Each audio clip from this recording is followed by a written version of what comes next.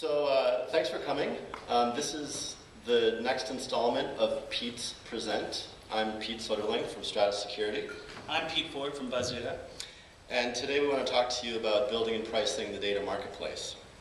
So like all good conference presenters, we're first going to tell you what we're going to tell you, and then we tell you, and then we tell you what we told you. You've heard about this, right? That leads us to the agenda.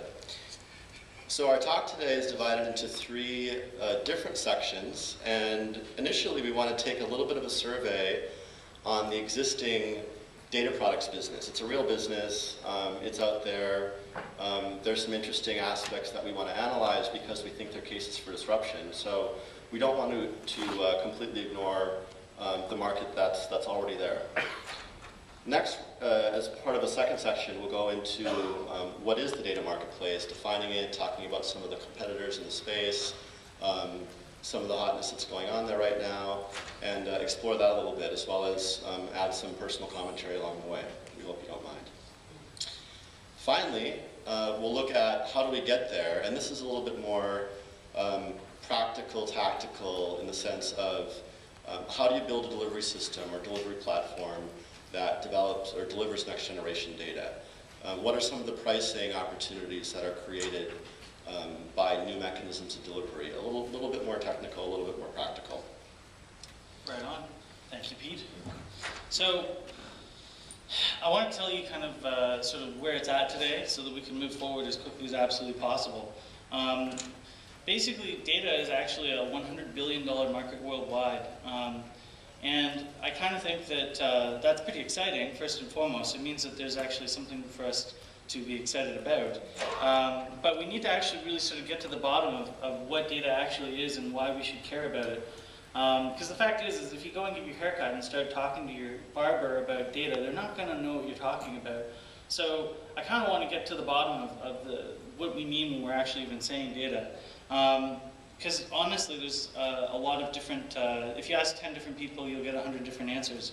So on one hand, you've got your sort of high-value top-down data sets. These are your sort of traditional stock feeds and news tickers and sports scores. This is stuff that is in use today and has been in use for a long time, and companies are in the habit of paying a lot of money for it already. And it's sort of an entrenched market with players that sort of know who they are and don't really want anyone to take their customers away from them. But then on the other side of the equation, you've got these sort of open source upstarts. That would be us.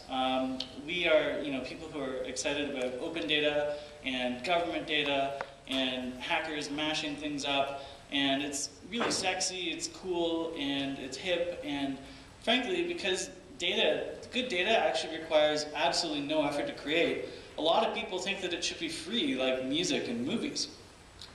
Pete, easy data is not. Data is not easy to create, and music and movies are not free either. I hate to be the first one to tell you this.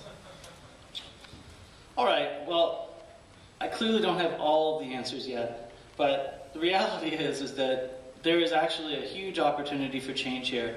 There hasn't been any real innovation in the data space in like 30 years since Bloomberg came to town, so we actually feel as though there's a little bit of opportunity for some trouble in the henhouse, and we say bring it. So, Pete?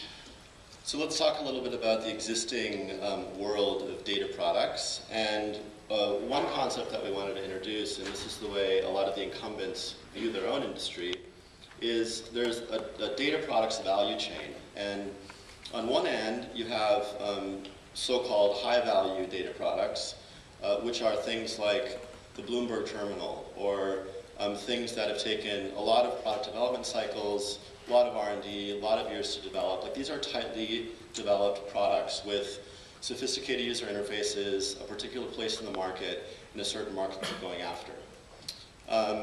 So that's the high end. On the lower end, as you move down the continuum, you have data products that are sort of backing off of that product development life cycle, and at the far end of the low end of the data products continuum, you'll find something like raw data.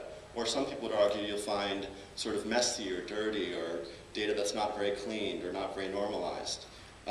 Now we think that there's opportunities all along this continuum, and historically The data products industry has seen probably more opportunity on the higher end, but we think that's changing. The higher end is not necessarily better, and there's opportunities for disruption and innovation all across this value chain.